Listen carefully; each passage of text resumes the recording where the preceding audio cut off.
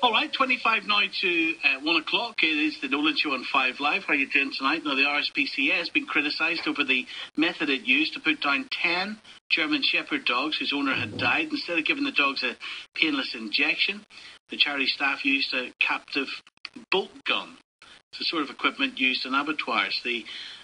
Some dog lovers say they are absolutely appalled, but the RSPCa's Tim Wass says that using this particular method was the only option. It is amongst the darkest and most damning and difficult of days when our officers, my inspectors, have to actually resort to using a captive bolt. The reality is, if you remove the emotion from it, it is far, far worse for the person doing it than it is for the animal that it's being done to. Well, we asked the RSPCA to come onto the show tonight. They won't do it. Someone who's very angry about this is Jane Shenstone. Jane's the founder of the German Shepherd Rescue Organisation. Jane. Hello there. Why are you so appalled?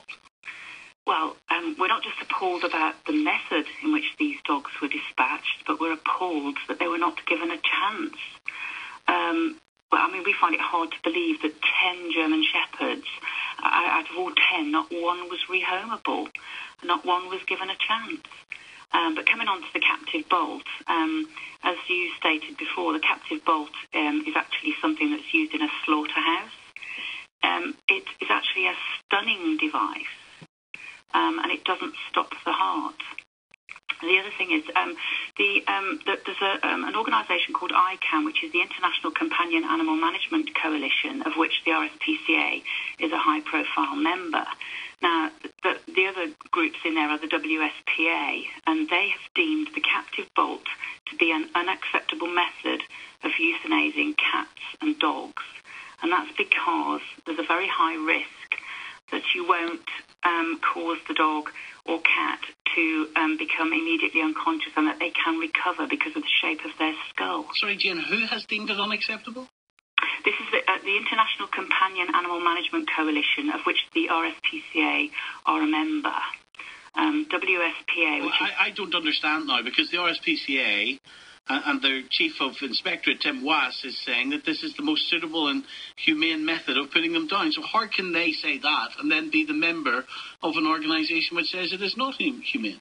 Yes, that's exactly the questions we would have put to Tim tonight had he come on the programme. Well, isn't it a pity also that we're talking here about animal welfare and yes, no one from the RSPCA can make themselves available? No one. Absolutely appalling. And, the reason this came to light was allegedly because one of their inspectors actually bragged about it. It was their favourite method. Hold on a minute. I'm not getting into that type of speculation. Okay. Because I do not know that to be true. And indeed, I'm going to assume that is untrue. Okay. Unless I can have an RSPCA person in front of me here admitting to that. And that's something we're certainly not going to speculate on. Now, the RSPCA do say, Jane, yes, that these 10 German Shepherd dogs, where they tried to rehome them, they could not do so. No, that's absolutely untrue. None of the German Shepherd rescues were contacted. Dogs Trust, we've confirmed with them that they were not contacted. There's a big rescue in South Wales. They were not contacted. We have yet to find any rescue that was contacted. But bear in mind, the RSPCA said these dogs were too aggressive to be rehomed. So why would they have contacted other rescues if that was the case? It's a contradiction. So what would you have expected the RSPCA to do in this case? Well, could they not just contact specialists like ourselves, people who know this breed? I mean, these dogs had been left in the house, we believe, for some time. Their owner had died. They must have been frightened, confused. German Shepherds are very protective of their home, so they may have appeared aggressive to anybody walking in, particularly people walking in with uniforms. We gather that the dogs were in separate rooms within the house and there were notes pinned to the doors. We assume that somebody had been able to get in there and feed the dogs and give them water. We would have suggested that the dogs, if they could be brought out on a grasper, which is what the RSPCA said they used, then they could have been taken to a place of safety, put into a safe environment like kennels, where they could have been assessed individually. Do you know what? I think I've made a mistake actually tonight, Jane. I want to hold my hands up here because I'm just reading through the notes and I thought I had read that the RSPCA said they tried to rehome them, but I can't find that now. So, no, they didn't. Well, so that's clearly my mistake, for which I apologise. Okay.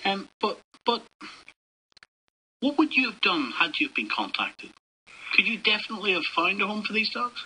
As I said, what would need to happen in that situation? The dogs would have needed to have gone to safe environment kennels where they could have been assessed by people who understand this breed. If they had any medical conditions, the RSPCA said they had skin conditions. Skin conditions are treatable, so that could have been dealt with. I mean, we don't know what ages the dogs were. They couldn't have all been old. Surely there must have been some youngsters in there.